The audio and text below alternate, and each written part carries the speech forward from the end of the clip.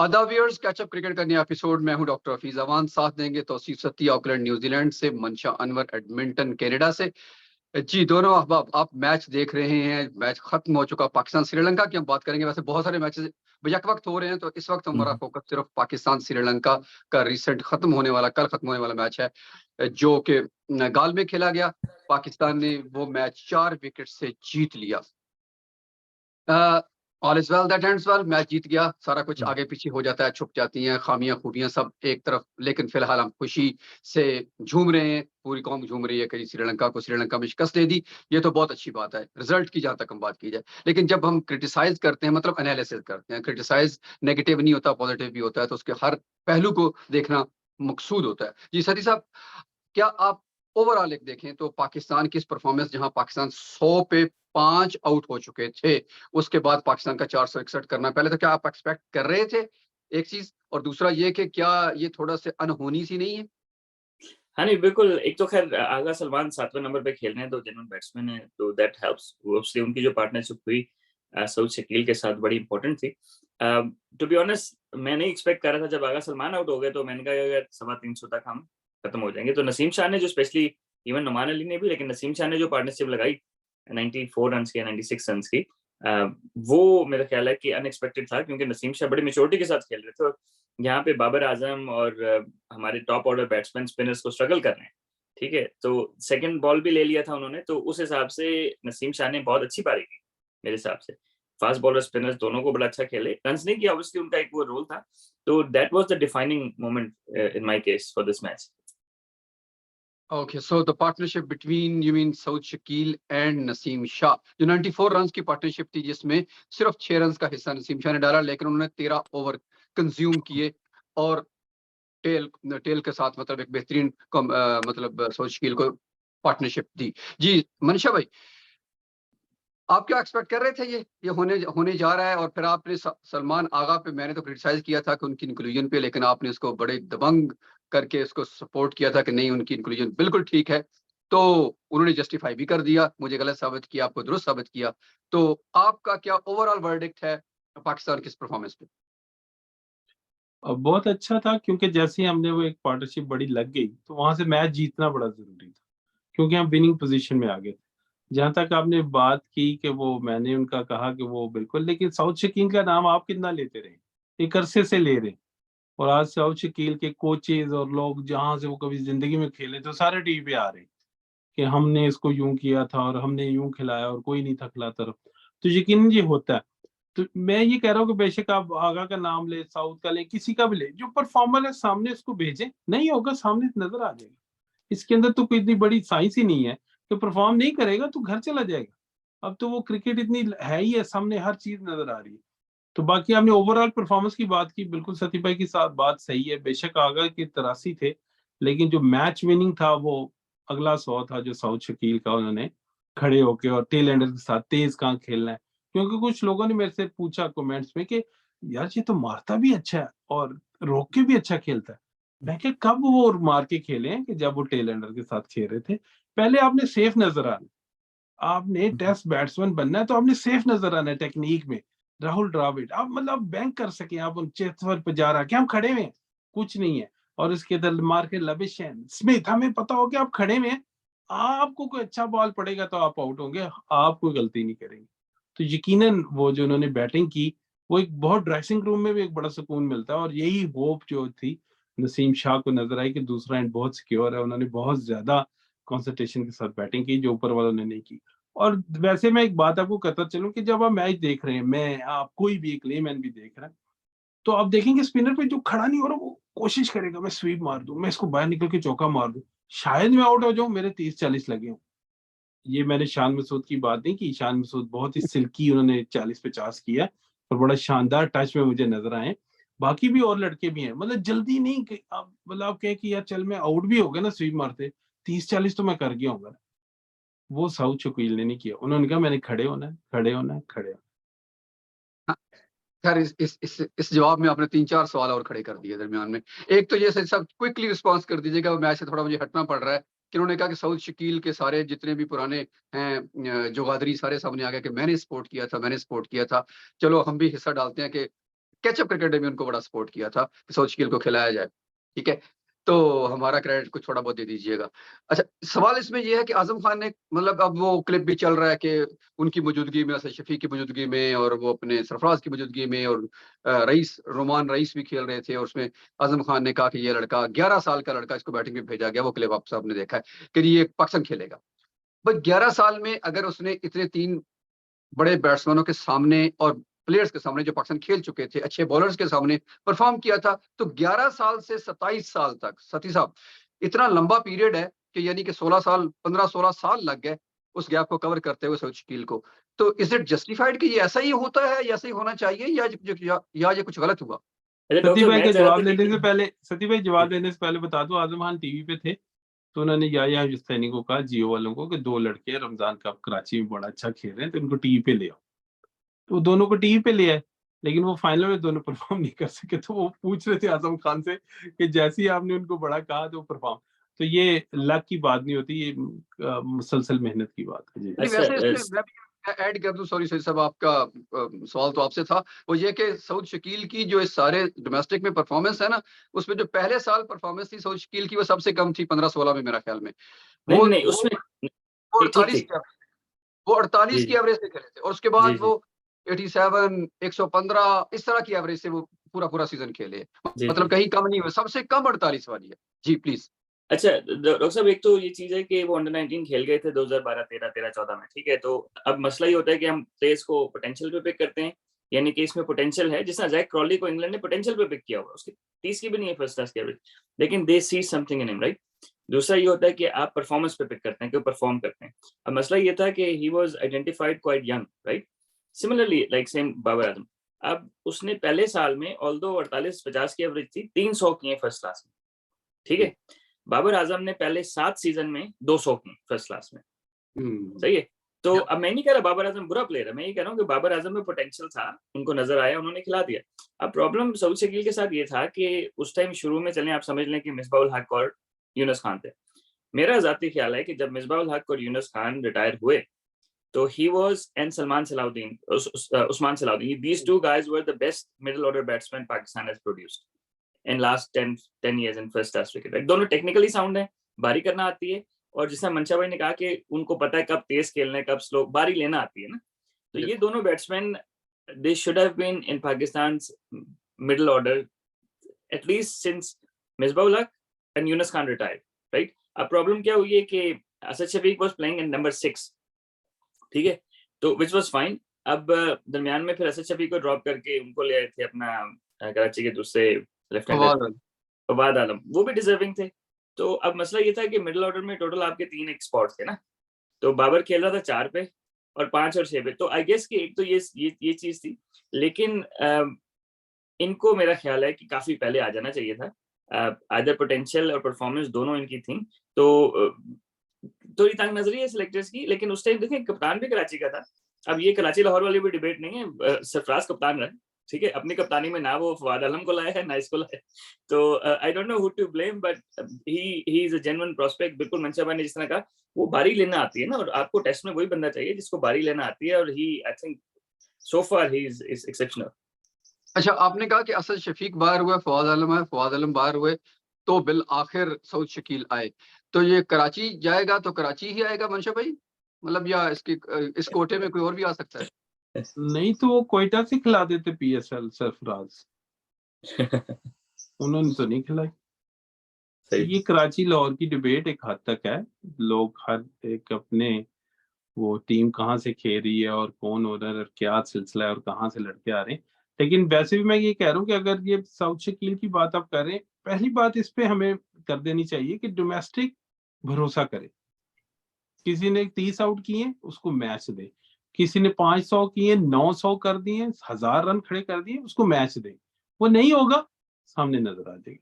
पर ये खुदारा के ऐसे ना करें कि वो 10 साल बाद फवाद आलम वो आए और इसी तरह इतनी देर बाद सऊद शकील आए और हम कहें भाई, मतलब अब लोग मुझे पूछना शुरू हो गए कि यार ऑस्ट्रेलिया में जाएगा ना फिर साबित होगा।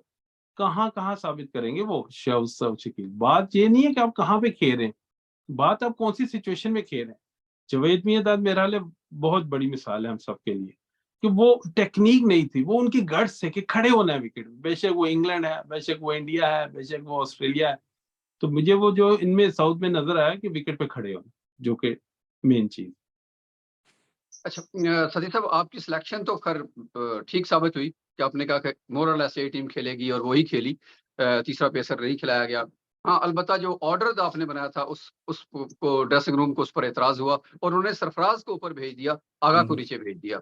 तो इन दोनों की पोजीशन बेहतर नहीं होती कि अगर हम स्विच कर लेते कि आगा को पहले भेजा जाता और सरफराज को बाद में भेजा जाता? आई थिंक जाहिर है कि सरफराज ने पिछले मैच में एक आध मैच में 100 किया हुआ ना पिछले में, तो सरफराज जाहिर है कि वो ऑल्दो काफी महीने पहले की बात थी, लेकिन उनके ज़हन में रीसेंट मसल मेमोरी थी कि यार रीसेंट मेमोरी थी कि इसने 100 किया हुआ है। एक तो ये बात थी, दूसरा ये कि सरफराज जो है वो obviously horizontal bats short spinners को ज्यादा खेलते हैं, स्वीप लैप स्वीप ये वो, लेकिन इस इनिंग के बाद पता लगा कि Agha is actually not bad against spin, right? तो अब प्रॉब्लम ये हुआ है कि अगर जैसे हमने कहा था कि क्योंकि Sarfaraz is always he will always be a keeper who bats, right? So Rizwan is more of a batsman who keeps. तो दोनों में थोड़ा सा फर्क है, क्योंकि सरफराज ऊपर बारी करते रहे लेकिन 5 से ऊपर बारी नहीं की। रिजवान तो ओपन भी करते हैं 1 डाउन 2 डाउन से किसी भी नंबर। तो Rizwan is a more of, तो हमने ये कहा था कि अगर रिजवान खेलता है तो वो आगा से ऊपर बारी करे और सरफराज खेलता है तो आगा से नीचे बारी करे। ठीक है, तो मेरा ख्याल है वो थोड़ा सा हो गया, लेकिन I think Sarfaraz is pretty good. मेरा ख्याल है कि वो सही नंबर पे उनको भेजा। मैं उनकी एक्सपीरियंस और ये नहीं कि टेस्ट उनके पीछे कितने और जितनी अच्छी वो बारी करते हैं, मेरा ख्याल है अभी आगा को काफी टेस्ट खेलने पड़ेंगे अगर उनसे ऊपर बारी करनी। अच्छा, चले ठीक है। अच्छा, आगा को चूंकि जो क्रिटिसिज्म मेरी तरफ से खास तौर हम तीनों की अगर बात की जाए तो उनमें मैंने ज्यादा क्रिटिसाइज किया था कि इनकी इंक्लूजन पे काफी सारे सवालात हैं। उसमें मेरा कंसर्न ये था कि उनकी जो ऑफ ब्रेक है उसको हम यूटिलाइज नहीं कर रहे। अगर नहीं करना तो फिर फुल टाइम बैट्समैन खिला लें, फिर काइंड ऑफ ऑलराउंडर क्यों आप डाल रहे हैं ना? तो उसमें बहरहाल उन्होंने जस्टिफाई कर दिया विकेट्स लेकर। लेकिन मुझे अभी भी लगता है सती साहब मुझे दोनों के उससे कम ओवर्स करवाए गए। जो सतीश साहब ने बात की थी लास्ट एपिसोड में वो ये थी कि जब स्पिनर लगा होगा फास्ट के साथ तो उसको ब्रेक नहीं मिलती। 1.5 मिनट के बाद 2 मिनट के बाद उसको फिर वापस आना पड़ेगा। उसके भी मसल्स रिलैक्स भी नहीं होते, उसको फिर अगला ओवर करना पड़ जाता है। तो इस पोजीशन में अगर आगा लंबी करे जिस तरह नोमान ने लंबी ओवर्स किए या अबरार ने किए, तो आगा भी उनको सपोर्ट करे तो 2 पेसर्स को ज्यादा ब्रेक मिल सकती है। मेरा ये आर्ग्यूमेंट था कि उनको ज्यादा बॉलिंग देनी चाहिए। अभी भी विकेट्स लेने के बावजूद भी मेरे ख्याल में उन्होंने कम ओवर्स किए हैं। शायद उसकी वजह मुझे नहीं मालूम कि वो सिर्फ पार्ट टाइम बॉलर जो रूट की तरह खिला रहे हैं, शायद उनको कि फुल बैट्समैन है और थोड़ा सा बॉल भी कर लेते हैं। क्या ख्याल है, इसको फुल ऑफ स्पिनर के तौर पर नहीं यूज करना चाहिए आगा को? अगर मैं सती भाई लूं तो मेरे ख्याल है वो फुल बैट्समैन के तौर पे हम यूज कर रहे हैं, ओके, उसी तरह करना चाहिए। और अगर कोई भी आउट ऑफ फॉर्म भी होता है तो उनका नंबर बरकरार रहना चाहिए, वो ओवर करे या ना। ओके, हमारे लिए ऑप्शन वहां पे क्रिएट होगी पिछले टेस्ट में जहां पे ये खेल रहे थे 7वें नंबर पे ही और ओवर भी नहीं थे कर रहे, जिससे हम कह रहे थे कि अब कोई स्पिनर भी दूसरा नहीं है, यहाँ तो 2 स्पिनर और थे, तो स्पिनर भी एक है तो उसको कुछ ओवर करवा के, और ऑफ ब्रेक की जरूरत थी। दोनों एक तरह के बॉलर थे, लेग स्पिनर थे, तो हम उधर बात कर रहे थे इनको होना चाहिए। लेकिन जो उनकी बैटिंग परफॉर्मेंस है वो मेरा ख्याल है सीधा सीधा एज अ बैट्समैन भी आते हैं। डॉक्टर साहब अगर मैं इसमें थोड़ा सा ऐड कर दूं, जी जी वो ये कि श्रीलंका की जो ये टीम थी ना, इसमें 10 राइट हैंडेड बैट्समैन थे। जी, ये फर्स्ट टाइम मैंने देखा कि इतने राइट हैंड बैट्समैन श्रीलंका, वरना नॉर्मली श्रीलंका के आधे तो लेफ्ट हैंडर्स होते ही। होते तो हैं डॉक्टर साहब एक ये भी वजह है, एक तो आप समझ लें कि I think he is similar to Joe Root in bowling, like उससे बेहतर नहीं है बॉलर ये ना। सेकेंडली ये कि राइट हैंडर ज्यादा थे ना, तो मेरे ख्याल है लेफ्टी को आउट भी शायद उन्होंने किया, मतलब ये लेफ्टी के आगे ज्यादा बॉल किए, राइट हैंडर के आगे कम किए। तो I think it does make sense कि उनसे कम बॉल कराए, क्योंकि फिर खब्बा स्पिनर और जो हमारा फिंगर लेग स्पिनर है उन दोनों ने ज्यादा बॉल इसलिए भी किए, वो जेन्युइन बॉलर है। सेकेंडली ये कि आगा को वहां यूटिलाइज किया जाए जहां लेफ्ट हैंडर्स थोड़े ज्यादा हैं, और लास्ट ईयर हमारे एतराज भी वहां था जहां पे दोनों लेफ्ट हैंडर खेल रहे थे, आगा से बॉलिंग नहीं करा रहे थे ना। तो आई थिंक डॉक्टर साहब यहाँ पे जस्टिफाइड है। And to be fair, like मैं काफी क्रिटिक रहा हूँ आगा सलमान का पहले से। शुरू में तो मुझे ये एतराज था कि साउथ शकील की जगह उसको क्यों खिलाया है। सही है, जब इसको साउथ शकील से पहले खिलाया था ना, ठीक है, सबसे पहले मेरा ये एतराज था। और फिर उन्होंने कहा जी क्योंकि बॉलिंग करता और बॉलिंग नहीं करा रहे थे, तो लेकिन to be fair as a batsman he has proved himself at least to get at least 2-3 more test matches. सती भाई एक सवाल मैं भी आपसे करना चाहता हूँ, टेक्निकल सवाल है, मेरे ज़हन में आ गया कि वो यहाँ से मैं बता रहे थे कि जैसे अभी बॉल कर रहे हैं नोमान अली, और वो जो हाथ छोड़े हैं कुछ इस तरह है और जो जयसूर्य का हाथ कुछ इस तरह है और उनको ब्रेक मिल रही है और इधर फ्लैटर ऑन है, तो ये कुछ ग्रिप से भी है और जो मैंने सुना कि बड़ा परफेक्ट हाथ है जयसूर्य का, अगर यहाँ से छोड़े और ये नुमान यूं छोड़े। नहीं देखिए, नुमान जो है ना वो एक तरह से फ्लाइट पे ज़्यादा वो करते हैं। जब आपने ऊपर से छोड़ना है तो इसका मतलब है कि आप बॉल की फ्लाइट से बैट्समैन को रिसीव करना चाह रहे हैं और फिर ब्रेक मिलेगी। जब आप ऊपर से छोड़ेंगे तो आपको नेचुरली कम ब्रेक मिलेगी अनलेस कि आपके रिव्स बहुत ज़्यादा हों, ठीक है? जयसूर्य जो है वो थोड़ा-सा हेरात की तरह ना, श्रीलंकन बॉलर जिस तरह अंडरकट करते हैं थोड़ा-सा, जिस तरह बाबर आजम को आउट किया, थोड़ा-सा अंडरकट किया और क्या कहते हैं वो फ्रंट ऑफ द हैंड, जिस तरह अगर आप अश्विन देखेंगे ना, अश्विन दोनों करते हैं। अश्विन इंडिया में फ्रंट से करते हैं, बाहर ऊपर से करते हैं। तो आई थिंक ये चीज़ जो है ना वो नुमान अली को शायद पाकिस्तान में इतनी, क्योंकि अब तो माशाल्लाह काफ़ी एज हो गई है, वो जो हम कह रहे हैं ना front of the hand ball तेज ब्रेक करना, तो वो एक तो ज़्यादा साइड ऑन एक्शन भी है इस वजह से भी। सेकेंडली ये कि शायद पाकिस्तान में उनको वैसे ही विकेटें मिलती रही हैं तो उनको ज़रूरत नहीं पड़ी इस चीज़ की, वरना दिस इज़ एन एसेट ना। और जैसे अश्विन की हम बात करें तो अश्विन ऊपर से भी करते हैं और फ्रंट से भी, यानी कि वो बैट्समैनों को खब्बे को वो जो है वो मिक्स करते रहते हैं, तभी वो आउट करते हैं। तो आई थिंक नुमान अली, थोड़ा-सा आपकी बात बिल्कुल सही है, टेक्निकली दोनों डिफरेंट है, लेकिन जयसूर्या ऊपर से भी करते हैं। वो सारा यूँ नहीं करते, लेकिन he sort of mixes it up really well. और मेरा ख्याल है 2 मैच इकट्ठे चल रहे हैं, उधर एशेज़ का चल रहा है, उन्होंने मोइन को 1 डाउन जो बारी करा दी, तो उन्होंने नुमान को करा दी। उसको थोड़ा था लेकिन वो नुमान मेरा ख्याल है वो हिट नहीं कर सका। नहीं, वो अनुमान ने पहली इनिंग में अच्छी पारी की थी, तो इस वजह से मेरा ख्याल उन्होंने कहा होगा कि शायद मैं ज़्यादा अच्छा, मतलब रोक सकेंगे एक और बॉल को। चीज़ एक जी, और चीज़ मैं आप दोनों से पूछना चाहूँगा, सॉरी मैं होस्ट तो नहीं हूँ, डॉक्टर साहब होस्ट हैं। वो ये जी। कि पहली मॉर्निंग में जब हमने ब्रेक लेके 3-4 आउट कर दिए थे, तो आपको लगता है कि अगर एक और मीडियम पेसर होता, हसन अली है, कोई भी होता, तो शायद हम श्रीलंका की और विकेटें जल्दी गिरा लेते? क्योंकि जी, 8-8 ओवर करने के बाद ये दोनों थक गए थे। जी, मेरा जी, ख्याल है तो बिल्कुल। वही मैं कह रहा हूँ कि सिलेक्शन जी चौथे दिन के हिसाब से तो नहीं है कि नुमान अली चौथे पे आएँगे। वो तो 200 की पार्टनरशिप ना लगती तो नुमान अली खुद ही बॉलिंग कर रहे होते 5वें दिन, क्योंकि हुँ। मैच खत्म हो चुका होता। तो मेरा ख्याल है ये जो सिलेक्शन उन्होंने की है, ये खुद उनको भी पता है कि हमने अगर पहले दिन किसी को आउट करने हैं, 5-7 आउट करने हैं, तो कैसे करने हैं। तो उस हिसाब से मेरा ख्याल है फिर भी इनको एक बीच में एक वर्क हॉर्स चाहिए था, जैसे कि हम पिछले प्रोग्राम में बात कर चुके हैं कि एक मीडियम पेसर चाहिए था। वैसे मेरा ख्याल है ट्रेडिशनली पाकिस्तान चूँकि पेसर्स की खेती समझा जाता है और यहाँ पर हम उगाते भी ज़्यादातर पेसर्स ही हैं। स्पिनर ठीक है, 2-4 क्वालिटी स्पिनर हमारे पास होते हैं जिनको हम रिवॉल्व करते रहते हैं। लेकिन मेरा ख्याल है कि पाकिस्तान 2 पेसर्स के साथ मुझे कम ही याद पड़ता है कि पाकिस्तान 2 पेसर्स के साथ कोई टेस्ट खेलता हो। 3 तो खिलाते ही हम, या कम से कम तीसरा ऑल राउंड कैटेगरी का पेसर तो होता ही है हमारे पास। तो ख़ैर यहाँ वो कमी तो है ही, लेकिन वही बात है ना कि जब मैच जीत गए तो अब ये क्रिटिसिज़्म वैसे ही गैर ज़रूरी हो जाएगा। कहेंगे जी मैच जीत गए ना, आप चुप कर जाएँ। तो शायद मेरा ख्याल है डॉक्टर साहब सलीम अली के दौर में शायद इजाज अहमद ने भी कहीं अटैक किया हुआ सर वो टेस्ट में आमिर मलिक ने भी किया हुआ अटैक। ओह! वाह! That's really good. है। उन नहीं, फिर वो फिर नहीं तो था वक़्तों बात डॉक्टर साहब, उन इंडिया में वक़्तों की हम इंडिया का बात नहीं टूर कर था। रहे लेकिन नहीं, इंडिया का एक टूर था तो उसमें इकबाल कासिम और तौसीफ अहमद एक एंड से, दोनों एंड से लगे रहते थे, सही है? और फिर दरमियान में वसीम अकरम से 1-2 ओवर करा लिए। But this was a lively, like ये वाहिद ग्राउंड है श्रीलंका में, वाहिद तो नहीं लेकिन मतलब हायर चांस ऑफ स्विंग इस ग्राउंड में था ना, तो जी। वो हमने थोड़ा-सा ना, मेरा ख्याल है कि क्योंकि पहले दिन यूटिलाइज़ कर लेते मेरे हिसाब से तो शायद।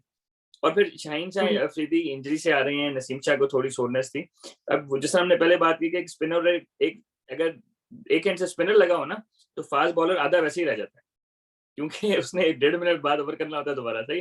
तो रिकवरी टाइम होता है और जो शाहीन शाह अफरीदी पहले घंटे में बॉल कर रहे थे, उसने बाकी पूरे टेस्ट में नहीं किए, ठीक है? तो इंजरी से वापस आए थे या जो कुछ भी आप कह सकते हैं। तो मेरे कहने का मकसद है कि अगर थर्ड सीमर होता तो शायद थोड़ी-सी रिलीफ मिल जाती और शायद मैच पाकिस्तान ज़्यादा ईज़ी जीत जाता।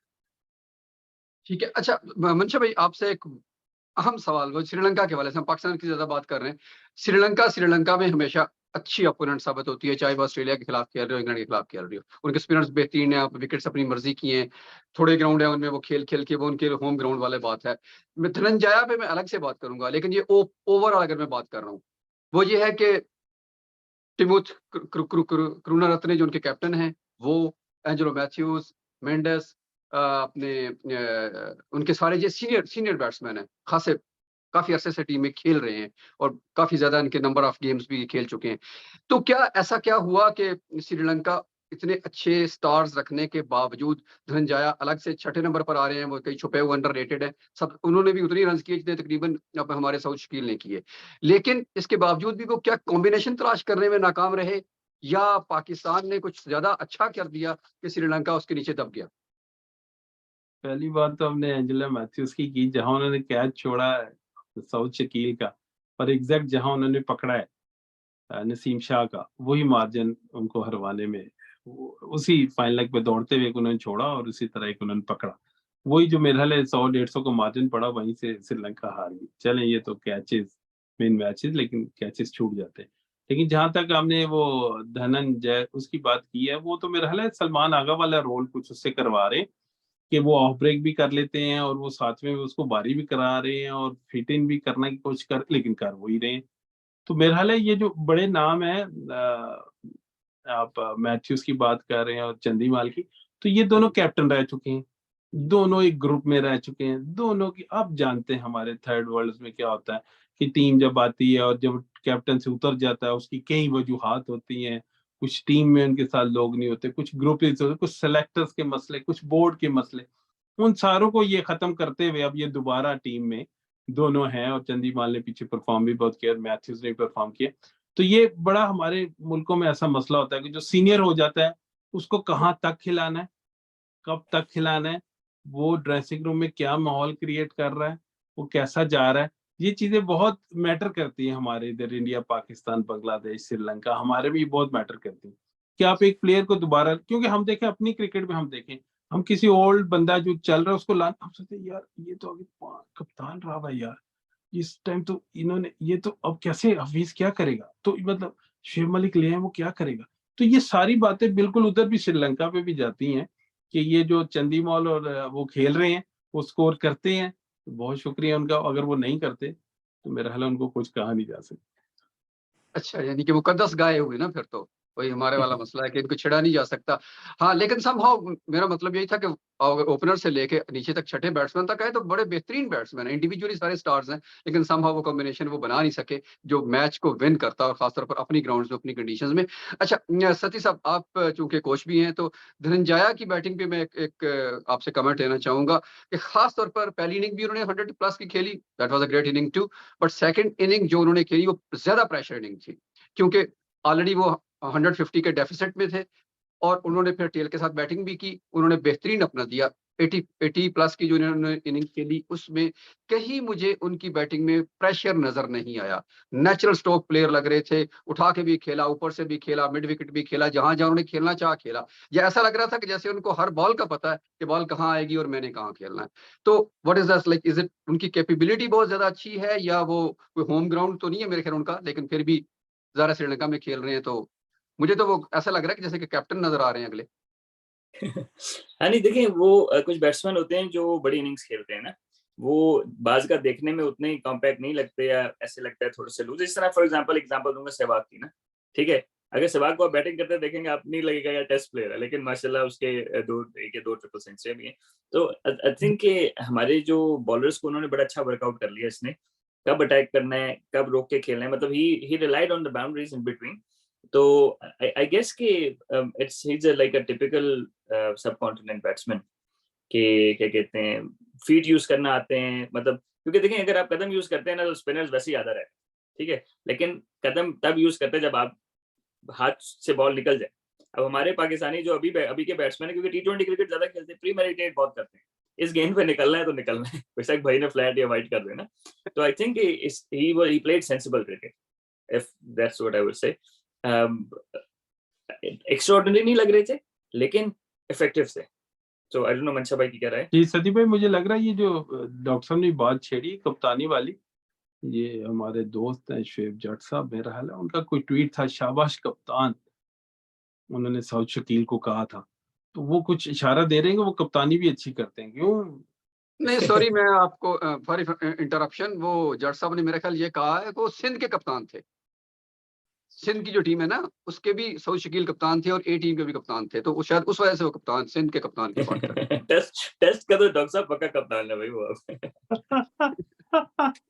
यार आप क्यों बाबर के पीछे पड़े हुए हो? क्या मसला है आप लोगों को भाई? हम तो नहीं नहीं नहीं पढ़े हुए, हम तो ये कह रहे हैं कि जस्ट जो किसी की स्किल्स है, ऑलराउंड स्किल्स है, अगर कोई आइडेंटिफाई हुई हुई है पहले से, तो मतलब उनको अगर कोई नाम लेता है तो डॉक्टर साहब आखिरी 11 में से 2 टेस्ट मैच पाकिस्तान जीता है, वो भी मेरे ख्याल है सऊद शकील ने जिताए। सदी साहब, आपने अपनी तीसरा जो क्वेश्चन था उसके अंदर बैन सुतूर सारी बाबर की तारीफ की है कि किस तरह जी। से हुआ, कैसे हुआ, बाबर ने बॉलिंग को, इतनी कमजोर बॉलिंग को उसने कैसे यूटिलाइज किया कि वो दोनों इनिंग्स में उन्होंने प्रेशराइज रखा। तो फिर कहीं ना कहीं तो कुछ क्रेडिट तो दे देना, आज तो दे दिया एटलीस्ट, फिर बाद में बात में देखेंगे कि कितने सर मैच जीते हैं, कितने हारे। डॉक्टर साहब नसीम शाह की इनिंग में बाबर का क्या कमाल है। तो फिर जब बैट्समैन आउट होता है तो उसमें कप्तान का क्या कसूर होता है? नहीं, कप्तान अगर की यू नहीं, वो कप्तान की तो स्ट्रेटजी है ना कि आपने रन देखें, जहाँ पे आपने 4 आउट कर लिए 50 पे, अगर आप 100 पे पूरी टीम आउट कर दे तो हम मानते भाई कप्तानी, ठीक है, you let the match go from there. आपने आगा को लगा दिया, वो ढीले ढीले गेंद करता रहा, सेट कर दिया बैट्समैनों को। तो जाहिर है कि Babar is an improving captain, I am not saying Babar is the bad, लेकिन रेड बॉल क्रिकेट में वो स्ट्रगल करते हैं, क्योंकि रेड बॉल क्रिकेट उन्होंने इतने सक्सेसफुल रही भी नहीं, खुद भी पर्सनली वो until last 2-3 years, और रेड बॉल क्रिकेट को वो शायद उतना बेहतर नहीं समझते मेरे ख्याल में। बहरहाल इस मैच में मैं उनको क्रेडिट दूंगा, आपका अपना पॉइंट ऑफ व्यू है, लेकिन ये कि कमजोर बॉलिंग स्क्वाड के साथ पाकिस्तान ने अच्छा मैच खेला है, ये बाबर को क्रेडिट जाता है। और फिर एक जो अहम नुकता हम मिस कर रहे थे वो ये है फील्डिंग का। बाबर ने खुद बहुत अच्छे कैच पकड़े, नहीं, और नहीं, हालांकि इमाम ने बड़ा अच्छा कैच मोहम्मद पकड़ा। हक ने बहुत अच्छा पकड़ा, अब्दुल्ला शफीक ने बहुत अच्छा कैच पकड़ा। तो मतलब फील्डिंग ने बहुत ही आला रोल प्ले किया इस पूरे मैच को विन करने में। बिल्कुल सही, बिल्कुल सही। तो वो इसका भी क्रेडिट मेरे ख्याल कप्तान को जाता है, आखिर उन्होंने कैच पकड़ के ऐसी एग्जांपल सेट कर दी कि डॉक्टर देखें साहब एक और पाकिस्तान चीज तो। है ना, हमारी आधी टीम हज करने गई थी, तो मेरा ख्याल है कि उससे भी बड़ा फर्क पड़ा है, जो है ना, वो मेंटली तौर पे लोग थोड़ा सा रिलैक्स हो गए। अच्छा, रिलैक्स हो गए थे। नहीं, वाकई इसमें रिलैक्स तो माहौल बड़ा रिलैक्स नजर आया हमें, सिवाय पहले दिन के पहले सेशन के बाद सारा रिलैक्स माहौल था और पाकिस्तान डोमिनेट कर रहा था पूरे मैच में। That is really good. अच्छा मंशा भाई, थोड़ा लंबा हो गया एपिसोड, आखिरी क्वेश्चन आप दोनों से बारी बारी आप ले लीजिएगा इनको। वो ये है कि अगला मैच, अगर इसमें कुछ और ऐड करना चाहे मैच के वाले से जरूर कीजिएगा, लेकिन अगले मैच की तरफ अगर हम जाएं, जो मेरे ख्याल 24 को कोलंबो में शुरू हो रहा है, तो उसमें पहली बात तो यह कि ये बता दीजिए कि पाकिस्तान क्या इसी कॉम्बिनेशन के साथ जाएगा, या आपको लग रहा है कि वो जो पहले बात आप कर रहे थे कि तीसरे पेसर की जरूरत है और हम उसको डाल लें और एक मिनट कम कर दें, या आप क्या समझते हैं? मुझे तो लग रहा है कि जैसे विनिंग कॉम्बिनेशन के साथ जाएंगे, ओह माय गॉडनेस। क्योंकि जहां पे मुझे लग रहा है कि ये 3 आउट कर दिए उन्होंने, नुमान ने, और 25-30 नीचे से किया, क्योंकि पहले भी क्यों नहीं उन्होंने डाला, आखिर उसकी यही वजह थी। तो अब तो वो प्रूव हो गया कि उनका कॉम्बिनेशन सही था। और फिर भी अगर विकेट को देखते, मेरा नहीं ख्याल कि ज्यादा विकेट में फर्क होगा, तो मेरा ख्याल शायद विनिंग कॉम्बिनेशन के साथ जाएंगे। जी सदी साहब, अगर मैच आप फैसलाबाद में खेल रहे हो और पाकिस्तान मैच जीत जाए, ठीक है, और अगला मैच वेरी नेक्स्ट, ठीक है, एक वीक के बाद मैच हो पर्थ में, वाका की ग्राउंड पे, तो पाकिस्तान जीते हुए कॉम्बिनेशन के साथ ही जाना पसंद करेगा या चेंज करना चाहिए उसको? डॉक्टर साहब को पता नहीं होता पाकिस्तान का, बहुत लंबी बात हो जाएगी, छोटी सी बात 1 सेकंड में आपको बता दूं। फैसलाबाद की वैसे विकेट बिल्कुल बैटिंग होती है, हमारा अंडर 19 का मैच था, पहले जिक्र किया होगा मैंने, तो जी इस्लामाबाद से फोन आया जी कि टॉस जीत के पहले बैटिंग है, विकेट था गीला। अब हमारे मैनेजर भी, क्योंकि इस्लामाबाद से हेड ऑफिस से फोन आ गया, भाई बारी करनी है, टॉस जीत के बारी की, हम भी ऑल आउट हो गए, दूसरी टीम के भी 1-2 आउट हो गए लंच से पहले 2 घंटे। अच्छा सॉरी डॉक्टर साहब, मेरा ख्याल है कि विकेट पे डिपेंड करता है। जनरली अगर 3 पेसर्स खेलते थे तो वो गॉल में खेलने चाहिए थे, क्योंकि हवा शवा होती है और मौसम थोड़ा ऐसा होता है। अब कोलंबो में मुझे नहीं पता कि एसएससी में, मेरा ख्याल है मैच है एसएससी में, तो मुझे नहीं पता कि विकेट कैसा है, सही है, लेकिन मेरा जाती ख्याल है कि अगर तो फास्ट बॉलर का वर्कलोड मैनेज करना है ना, तो क्योंकि Hasan Ali is a work horse, आप उसको सारा दिन ओवर कराएं, वो करेगा, जान से करेगा, बेशक इतना अच्छे नहीं करेगा जितने वो दोनों कर रहे थे। तो मेरा ख्याल है शायद नसीम शाह को रेस्ट करा दें, डिपेंड करता है कि उसकी फिजिकल कंडीशन कैसी है ना, ठीक है, तो क्योंकि टेस्ट क्रिकेट में ही इंजरी होने का काफी ज्यादा चांस होता है। तो मेरा ख्याल है अगर तो विकेट सपोर्टिव हुई तो तीसरा पेसर खिलाना चाहिए, अगर थोड़ी सी भी घास हुई, अगर मतलब लाइवली घास, डेड घास की नहीं बात कर, तीसरा पेसर खिलाना चाहिए, and then they should find a way. जिस तरह एजाज पटेल ने 10 आउट किए एक इनिंग में, अगले मैच में बाहर। तो ये तो आई थिंक न्यूजीलैंड का खासा है, वो तो ऐसे, लेकिन मसला ये है ना, उनका वो तो खासा न्यूजीलैंड। ये है कि वो तो ऐसे करते हैं न्यूजीलैंड वाले। जी बिल्कुल, और तो विकेट नसीम पे शाह डिपेंड की करता आप, है, विकेट पे डिपेंड करता है बिल्कुल, अगर विकेट सीमर थोड़ी सी भी सीमर फ्रेंडली हुआ तो, क्योंकि देखें जो नुमान अली है ना, वो लेफ्ट आर्म स्पिनर है, उनके 10 या 11 राइट हैंड बैट्समैन है, तो उसका खेलना सही उन्होंने खिलाया मेरा ख्याल है, क्योंकि हमें स्क्वाड का एग्जैक्ट नहीं पता था कितने राइट हैंडर्स हैं, तो मेरा ख्याल है नुमान अली को गलत नहीं खिलाया, लेकिन फर्स्ट इनिंग में वो इफेक्टिव नहीं होंगे, सेकंड इनिंग में होंगे, विच वी हैव सीन। तो अगर विकेट सीमिंग है, ये सपोर्टिंग ट्रैक है, तो बड़ा इंटरेस्टिंग हो जाएगा कि किस तरह इसको मैनेज करते हैं। जी मनशा भाई। हाँ, वो नसीम शाह की बात कर रहे थे, तो उन्होंने 2 छक्के मारे, T20 अफगानिस्तान के खिलाफ जिता दिया। उसके बाद क्रैम्प में मेरे ख्याल 6 महीने खेलते रहे, उनको टांगों में क्रैम्प्स थे, लेकिन इन्होंने हर मैच को बायलैटरल सीरीज में भी वो खेलते रहे। तो अभी तो मेरा ख्याल है वो उन्होंने इतनी अच्छी बॉलिंग और बैटिंग की है, अब तो वो हाई ह्यूमिडिटी में भी उनको खिला देंगे क्रैम्प्स पर। मतलब डॉक्टर साहब, प्लेयर रोटेशन होगी, ड्रॉप नहीं करेंगे किसी को, मेरे ख्याल में रोटेशन हो सकती है लेकिन ड्रॉप नहीं रोटेशन तो होनी चाहिए जी, बिल्कुल वर्कलोड की वजह से रोटेशन जरूर होनी चाहिए। अगर नसीम शाह को बाहर बैठाएंगे तो बैटिंग कौन करेगा, ये भी तो प्रॉब्लम है ना। नहीं, हसन अली का फर्स्ट क्लास में 100 भी है, कोई मसला नहीं, मोर देन केपेबल। लेकिन हसन अली का मसला ये है ना कि वो मुंह ऊपर करके फिर छक्का मारने भी चला जाता है ना मिड विकेट पे। अच्छा, वैसे ऐसे ही खैर मुझे अचानक याद आ गया, कोई ये सती साहब बीइंग कोच आप बताइएगा कि ये क्या जो टेल के साथ बैटिंग करना ये कोई डिफरेंट आर्ट होता है? आजकल ये बड़ा कम देखा जा रहा है।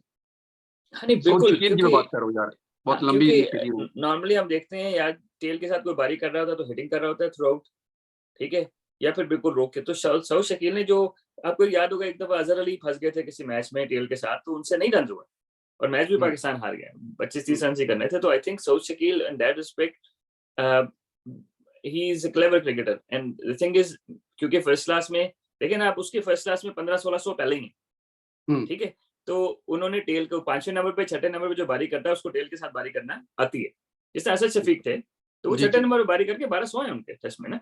तो 6ठे नंबर पे जो इतने 100 कर रहा है, जिस तरह गिलक्रिस्ट थे फॉर एग्जांपल, गिलक्रिस्ट का स्टाइल थोड़ा डिफरेंट था, उनके विकेट डिफरेंट होती हैं, लेकिन Saud Shakeel it's an art, ठीक है। मेरा नहीं ख्याल कि पाकिस्तान के जो, जिस तरह सरफराज बारी कर सकते हैं टेल के साथ क्योंकि उनको प्रैक्टिस है, तो सऊद शकील का जो फर्स्ट क्लास का सारा एक्सपीरियंस है ना, वो अब नजर आ रहा है। तो आई थिंक इट्स अ और स्किल। वैसे भी सती भाई एक मास्टर क्लास है यंगस्टर के लिए कि कहाँ बाहर निकल रहा है। आप एक ही बॉल, आपके दिन में कितने शॉट्स हैं, आपने 150 किया, आपने वो शॉट नहीं मारा हुआ, और आप बाहर निकल रहे हैं, कवर के ऊपर से मार रहे हैं, लैप स्वीप कर रहे हैं, पूरी स्वीप मार रहे हैं। तो ये प्लेयर की क्वालिटी बताती है कि वो मौके के हिसाब से आपने कैसे खेला।